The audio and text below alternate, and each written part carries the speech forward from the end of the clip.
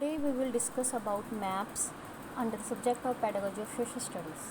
A map is an accurate representation plane surface in the form of diagram. Map जो होता है वो तो accurate representation है plane surface को diagram के थ्रू दिखाने की, और ये डिटेल बाउंड्रीज जो है कॉन्टिनेंट और कंट्रीज़ को शो करता है.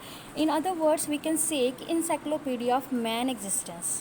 सो मैप में क्या होता है कि धरती की सतह, महाद्वीप, देश जो है उनकी सीमाएं, उनको रिप्रेजेंट किया जाता है. इवन मैप्स में क्या होता है कि उसके माध्यम से पर्वत, नदियाँ ना, उनकी लोकेशन, स्थानों की ऊंचाई, उन सारी चीज़ों को हम ठीक तरीके से समझा सकते हैं बच्चों को.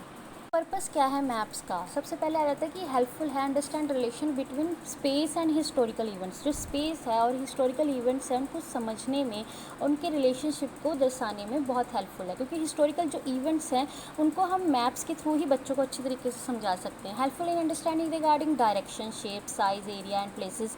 कई ऐसे टॉपिक्स होते हैं जिसमें डायरेक्शन, शेप, साइज़, एरिया, ये सारी चीज़ें हमें मैप के थ्रू हम बच्चों को अच्छी तरीके से समझा सकते हैं कंटेंट के साथ. ये एब्स्ट्रैक्ट आइडिया को भी अच्छे तरीके से डिस्क्राइब करता है. Then afterward help to provide proper visual experiences to create interest regarding natural and man made resources. हम कई सारे नेचुरल और मैन मेड रिसोर्सेज हैं उनको विजुअलाई एक्सपीरियंस दे सकते हैं थ्रू द मैप. सो ये हेल्प करता है अंडरस्टैंड करने में फिजिकल एंड सोशल इन्वायरमेंट को in the mutual relationship. Important types of social studies maps कौन कौन से होते हैं? सबसे पहले आ जाता है रिलीफ मैप.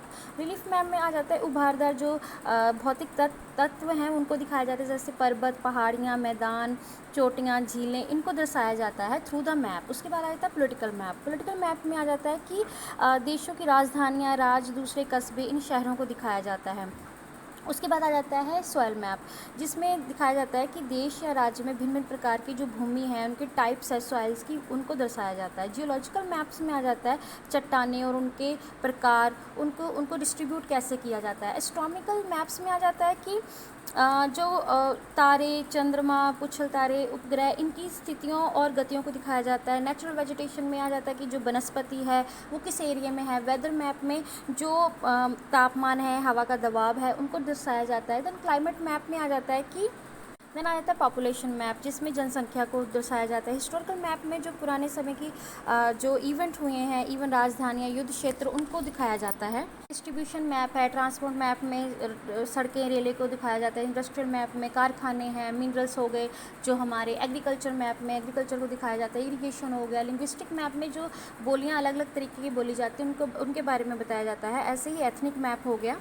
देन आ जाता है एसेंशियल ऑफ गुड मैप. अच्छे मैप के लिए सबसे ज़रूरी है शेप, एरिया एंड डायरेक्शन. इनके आकार अच्छे तरीके से दिखाया जाना चाहिए. स्केल, कि जिस स्केल के ऊपर माप बनाया गया है उसके मानचित्र को नीचे दिया जाना चाहिए. सिंबल्स को अच्छे तरीके से बताना चाहिए. बाउंड्रीज़ को अच्छे तरीके से बताना चाहिए.